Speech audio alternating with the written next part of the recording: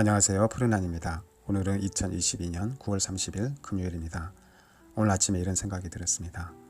정광훈 목사가 아들 에녹에게 물려주려고 하는 것이 세습일까? 정광훈 목사도 기자에게 이건 세습이 아니라고 했죠.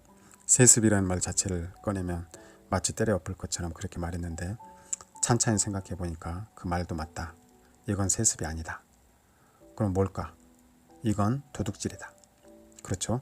세습이라는 것은 자신이 가지고 있는 회사나 재산을 자녀에게 그대로 물려주는 것인데 정광훈 목사의 이 행태는 도둑질이다. 교회의 것은 자신의 것이 아니죠. 하나님의 것을 도둑질한 것이다. 정광훈 목사의 가장 큰 죄는 영적으로 먼저는 유일한 구원자 예수 그리스도의 명의를 도둑질한 것이다. 오직 예수 그리스도에게만 사용할 수 있는 말을 자신의 아들 전에 에녹에게 사용했죠. 처음에는 말실수라고 생각했는데 그 말을 다시 사용하는 것을 보니까 고의적인 면이 있다. 전에 성령의 본체라는 말도 그렇습니다. 여러분도 성령의 본체가 되라 이렇게 이야기했죠. 정광훈 목사의 가장 큰 문제는 무엇인가? 죄를 죄로 깨닫지 못하고 회개하지 않는다. 그러니까 독생자라는 말을 도용했으면서도 그게 얼마나 심각한 죄인지 깨닫지 못하고 있다. 그러면서도 예수님도 동생 야곱에게 세습했다. 이런 거짓말을 했습니다. 예수님의 명의를 더럽힌 거죠. 야곱의 명예도 더럽힌 것입니다. 여러분, 도둑질과 거짓말은 함께 갑니다. 그렇죠? 도둑질은 몰래 훔치는 것도 도둑질이지만 거짓말을 해서 사기를 치고 남의 것을 훔치는 것도 도둑질이죠.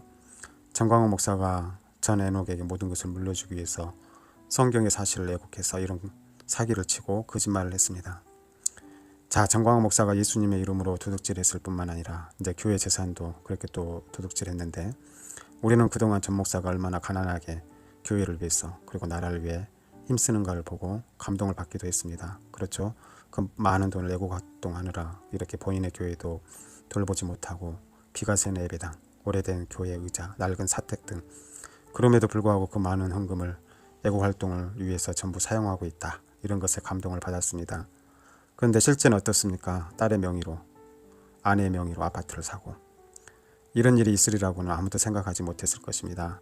또한 기독청은 어떻습니까? 저도 여기에 동참했는데 저는 기독청을 통해 외지에서 활동하다가 잠시 국내에 들어온 선교사들이 쉴 수 있는 공간도 있겠다 그렇게 생각해서 그렇게 단순하게 생각해서 헌금을 했는데 저와 같은 분들이 많이 있을 것입니다. 그냥 나라를 사랑해서 교회를 살리기 위해서 선교사들을 돕기 위해서 열방 선교를 위해서 단순한 마음으로 그렇게 헌금한 분들이 많이 있는 줄 압니다. 마음은 단순했지만 그러나 기대는 컸고 또 우리는 온 마음을 다해서 우리의 뜻을 모았습니다.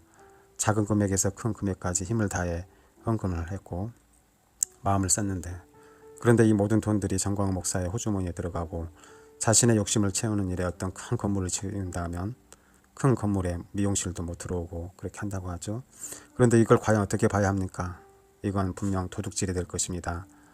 현재 400억이 모였다고 했는데 적은 금액이 아니죠. 이것을 투명하게 공개해야 합니다. 말을 마치겠습니다. 우리는 한때 정광훈 목사를 지지했던 사람들입니다. 아직도 거기에서 벗어나지 못한 분들이 많지만 그들도 곧 알게 되리라 생각합니다. 정광훈 목사가 아들에게 모든 것을 물려주려고 한 것은 세습이 아니라 도둑질이다. 오늘은 여기서 마치겠습니다. 이상 푸른한입니다.